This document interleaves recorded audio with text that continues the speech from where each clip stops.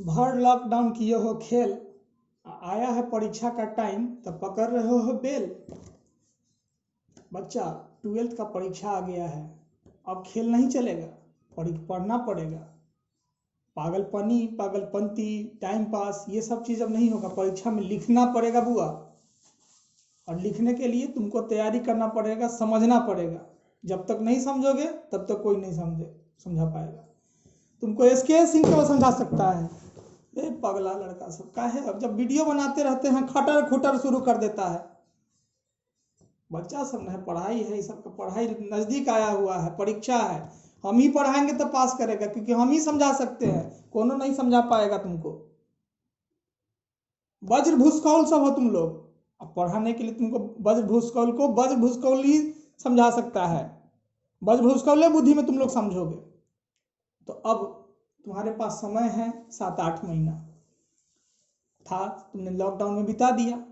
अब टाइम है तुम्हारे पास 1 महीना 1.5 महीना। अब इसमें क्या करोगे तैयारी?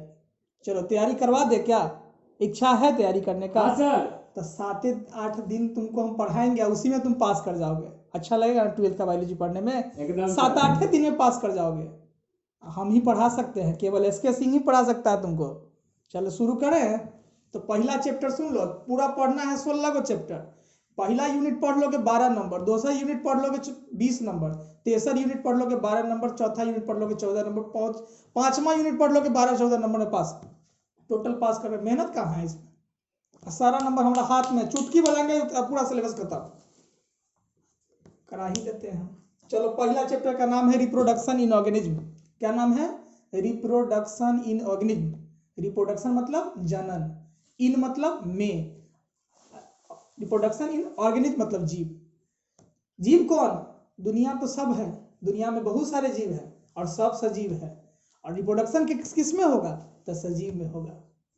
अब सजीव में रिप्रोडक्शन नहीं होगा। सोचने लगा रिप्रोडक्शन के बारे में, रिप्रोडक्शन नहीं होगा, और चीज होगा। क्या क्या होगा? तो पहले तो भोजन करेगा। तो भोजन करेगा तो क्या? तो उसको कहते पोषण, न्यूट्रिएशन। सांस लेगा तो क्या? सांस लेगा छोड़ेगा तो क्या? तो रिस्पायरेशन, श्वसन कहेंगे उसको। तीसरा चीज, भोजन मुंह में खाओगे, अब मल द्वार से बाहर निकलेगा तो क्या होगा? ये तो ट्रांसपोर्टेशन, इसको कहेंगे परिवहन। और अब आदमी हो, जीव जंतु हो, तो अपना जैसा जनरेशन पैदा करोगे ना जी, तभी ना तुम्हारा वंश बढ़ेगा। कि इतने पर वंश कर दोगे समाप्त। इसलिए वंश बढ़ाने के लिए क्या करना पड़ेगा? रिप्रोडक्शन। तो रिप्रोडक्शन हो गया। और चौथा चीज आता है एक्सक्रिएशन। मतलब क्या? उत्सर्जन। उत्सर्जन मतलब अपशिष्ट पदार्थ का त्याग। त्याग कैसे करोगे?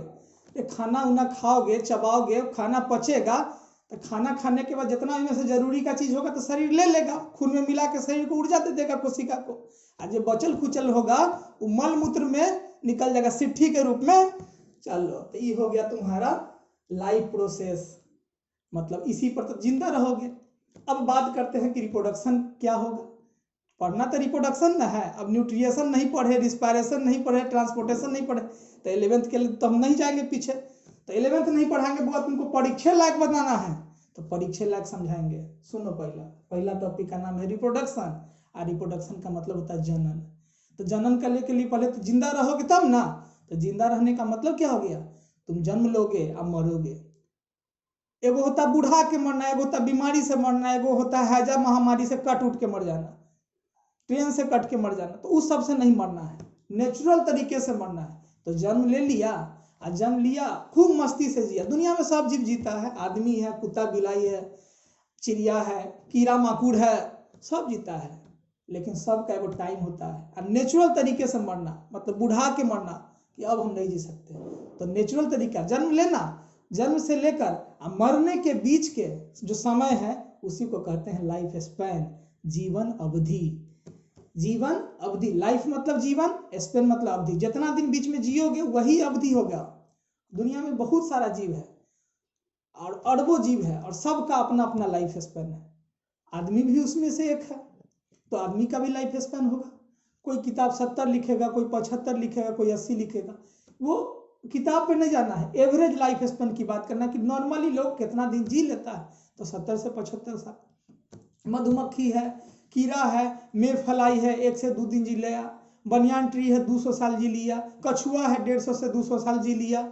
उसी तरीके से धान गेहूं का पौधा 6-6 महीना जी लेता है। उसी तरह से सिकोया है 2000 साल तक जी सकता है। तो दुनिया में बहुत सारे जीव है और सबका अपना अपना लाइफ स्पैन है। अब जीवन जिएगा तो कुछ ना कुछ स्टेप होगा, कुछ ना कुछ चरण होगा।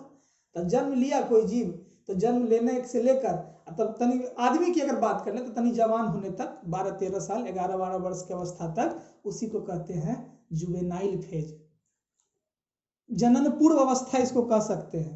एक बाद आता है रिप्रोडक्टिव फेज। तो रिप्रोडक्टिव फेज में क्या है, जनन करना जानता है, जनन करता है, वंश बढ़ाता है। और तेसर फेज आता है सेंसेंस फेज, जहां पर आदमी जीव बुढ़ापे की तरफ चले जाते हैं और उसके बाद उसकी मृत्यु हो जाती है। तो रिप्रोडक्शन में क्या ऐसा घटना घटता है कि जीव अपना जैसे जीवों को जन्म दे देता है। तो रिप्रोडक्शन में 2 होता है, एगो होता है पुरुष, पुरुष मतलब मर्द, और महिला मतलब औरत, वोमेन। तो जब 12 साल का हो जाएगी लड़की तो उसके अंदर बनना शुरू हो जाता है। बनना तो बच्चे से शुरू होता है, लेकिन मेच्योर होकर निकलना शुरू होता है 12-13 साल में। क्या, अंडाणु, ओभम, ओभा कहो। और ओभा क्या करता है, तो ओभा के अंदर क्षमता होता है कि उसको अगर शुक्राणु मिल जाए, कहोगे शुक्राणु क्या हो गया, पूछो शुक्राणु क्या हुआ। तो शुक्राणु होता है पुरुष से जो निकलता है उसको कहते हैं शुक्राणु। शुक्राणु बहुत सारा शुक्राणु एक साथ निकलता है लिक्विड के रूप में। जब जवानी का दौर आएगा 11 से 13 वर्ष की अवस्था आएगा तो उसके बाद निकलना शुरू होगा स्पर्म, और वह स्पर्म शुक्राणु कहलाता है। तो जब अंडाणु और शुक्राणु दोनों मिल जाता है तब बन जाता है जाइगोट। तो दोनों मिल गया, जाइगोट हो गया, वही बाद में विकास करके बच्चा बना देता है। तो ये हो गया रिप्रोडक्शन। तो लाइफ स्पैन तो समझ गए, रिप्रोडक्शनों समझ गए होंगे। रिप्रोडक्शन में 2 तरीका है, एगो है सेक्सुअल और एगो है एसेक्सुअल। अब कहोगे सेक्सुअल क्या कह दिए, सेक्सुअल का मतलब होता है लैंगिक और एसेक्सुअल का मतलब होता है अलैंगिक। अब कहोगे लैंगिक क्या हो गया, अरे लैंगिक का मतलब हो गया पुरुष हो महिला हो तो गैमिट बन रहा है ना, तो वो लैंगिक हो गया। और जेकरा में नहीं बन रहा है वो अलैंगिक हो गया, एसेक्सुअल हो गया। अब गुलाब के टहनी काट दो और लगा दो तो क्या होगा, दूसरा गुलाब निकल जाएगा, कोई परिवर्तन नहीं होगा, जैसा गुलाब लगाओगे उसमें निकलेगा, तो हो गया एसेक्सुअल। आलू काट के लगा दो तो दूसरा आलू निकल जाएगा, तो एसेक्सुअल। लहसुन तोड़ के लगा दो एगो कली, फिर अगला बड़ा सा कली बन जाएगा, एसेक्सुअल। आदि काट के लगा दो, एसेक्सुअल। ब्रायोफाइलम का पत्ता तोड़ के फेंक दो, नया पौधा हो जाएगा, एसेक्सुअल।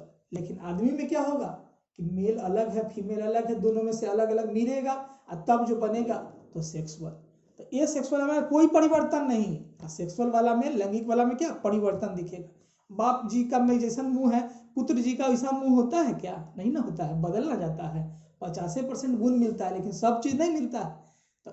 तब बाप जी हो गए अब पुत्र जी हो गए। तो ये बात समझ में आ गया ना। तो सेक्सुअल जब भी होगा तो बदलाव दिखेगा और ये सेक्सुअल में कोनो बदलाव नहीं दिखेगा, समझ गए। तो ये हो गया 2 बात कि रिप्रोडक्शन का 2 तो प्रक्रिया हो गया। अब लाइफो स्पैन समझ गए, रिप्रोडक्शनो समझ गए, तो अब क्या समझोगे, वेजिटेटिव प्रोपेगेशन। तो कहोगे ये क्या बोल दिए सर, तो ये सेक्सुअल रिप्रोडक्शन का बहुत सारा प्रक्रिया है और उसी प्रक्रिया में आता है एगो वेजिटेटिव प्रोपेगेशन, एक आता है बर्डिंग, एक आता है फ्रेगमेंटेशन, एक आता है स्पोरुलेशन। तो ये सब बहुत बड़का बड़का बात सब है, फिर भी मोटा मोटी यही बात समझ लो कि इस सब में भी लगभग वही प्रक्रिया होता है। बर्डिंग की बात करेंगे तो वो पौधा हाइड्रा ले ले ईस्ट ले लेते हैं, तो उसमें टुकड़ी टूट गया और नया टुकड़ी जो टूटल है वह जीव बना देगा, तो वो हो गया बर्डिंग। आलू लहसुन सबके तोड़ तोड़ के बताए हैं, तो वो कौन हो गया, वो हो गया वेजिटेटिव प्रोपेगेशन। जो टुकड़ी टूटा उसको बोलते हैं प्रोपेगेल, और पूरा प्रोसेस वेजिटेटिव प्रोपेगेशन।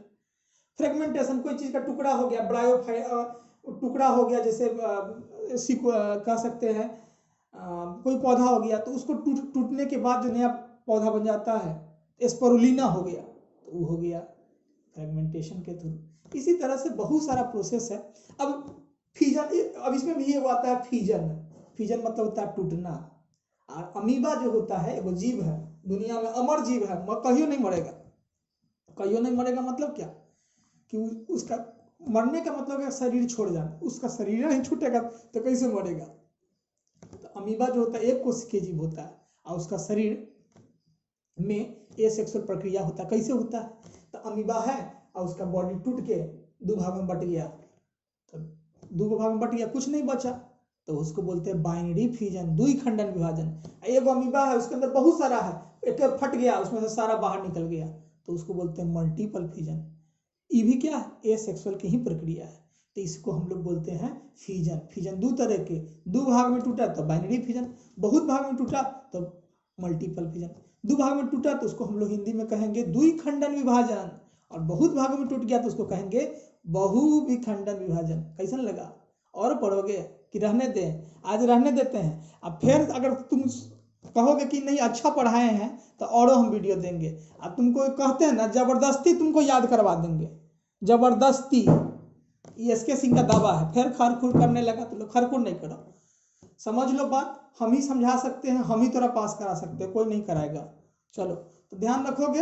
ये चैनल जो है फ्लेवर ऑफ बायोलॉजी, इसको सब्सक्राइब कर लोगे तभी सीख लोगे, तभी पास करोगे। गुरु दक्षिणा ये है। चलो जय जय।